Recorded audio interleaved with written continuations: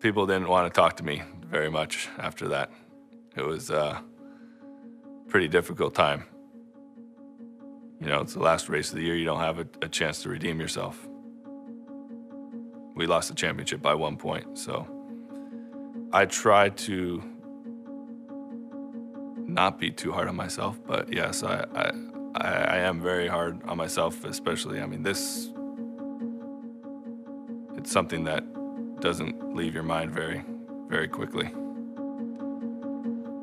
My failure? I almost failed out of high school twice. I had a really bad year where everything went wrong. Oh yeah, everybody makes mistakes. It broke all the bolts and the structure basically collapsed. Well, I made a formal apology.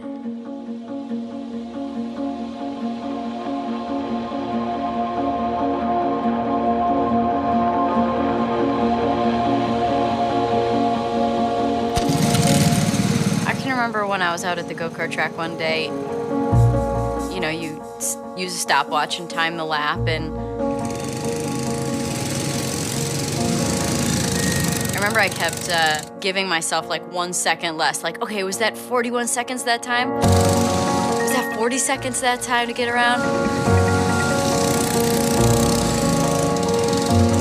I like to be able to see the improvement, and with racing, it's very obvious. You know, I can see the direct result of my effort. We're in Homestead, Florida. This is my first IndyCar race, then there was a crash. I don't remember anything, but the car was on fire, and, you know. My brain was covering up for the fact that this was a bit of a heightened situation, that I shouldn't be aware of what's going on right now, but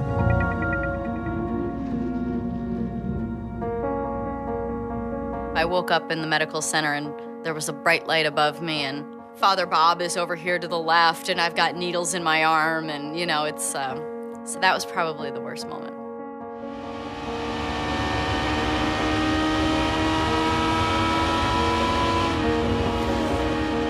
You're driving your car, and you feel frightened a little bit. We bump up against that feeling as much as we can to try and push that limit further and get comfortable there, and then push it again.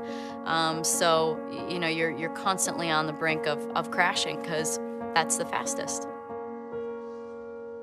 So much of racing is failure. Failure is a byproduct of pushing the envelope. You push the envelope of performance until things fail.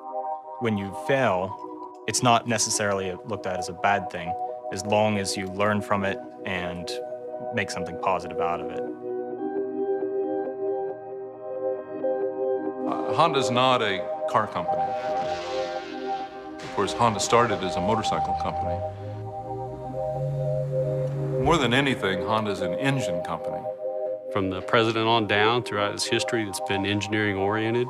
Engineers, for better or worse, always want to change things and advance. これはね、もう全てが本田宗一郎の要求するものが全てそういうことになってます。ですから、まあ100回トライして、99回失敗してもいいんだと。本田宗一郎の考え方そのものが、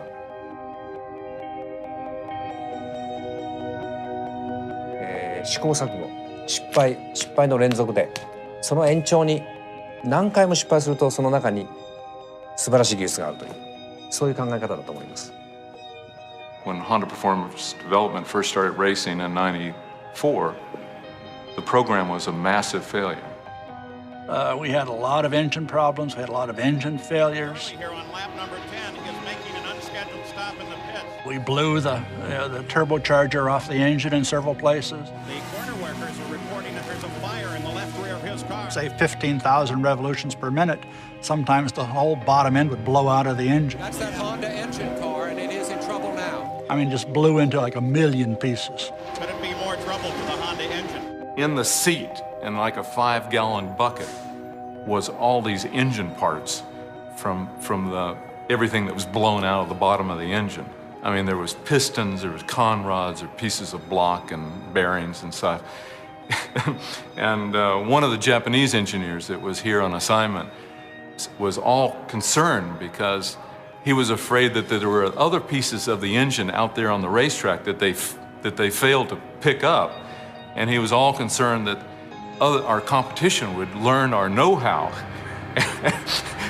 and we'd lose our confidentiality. And I'm saying, what's there to worry? I mean, no one would even want to know what's in our engine.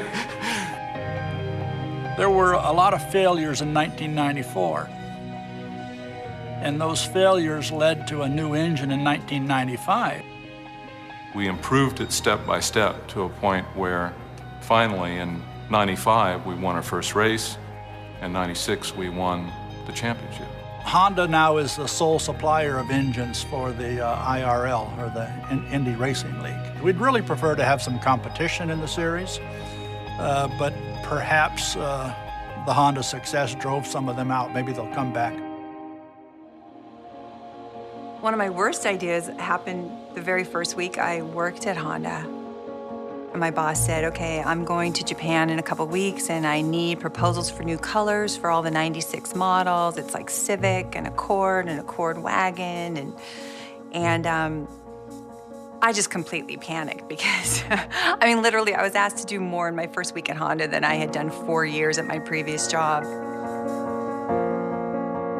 I had been really wanting to do an orange car, really wanting to do orange. And decided, okay, 96 Civic, we're gonna do orange. Really without doing my homework completely, I proposed this color. I get in this big room and it's, you know, sales, engineering, and design. It's the balance of powers where everybody makes the decisions, you know, to see what goes into mass production. And I think they're all looking at this new person, this new designer, thinking, well, maybe we should trust her. So they went ahead and they put the orange into production and the dealers flipped. It's like, what is this hideous color? It's like, stop production of this immediately. That's okay, right? I mean, if you've got a boss that's telling you to take a chance, and if you make a mistake or fail, you know, just try not to do it again, and try to learn from that. You know, that's a good thing. I mean, you take chances. You know, I think everybody in that room understood they were taking a chance, but they were willing to take that chance. I tell him, well, Edison trying to do the light bulb, and he said, I never failed. It just didn't work 10,000 times. And that 10,001, it lit up. So it's, if you look at it that way, were those failures?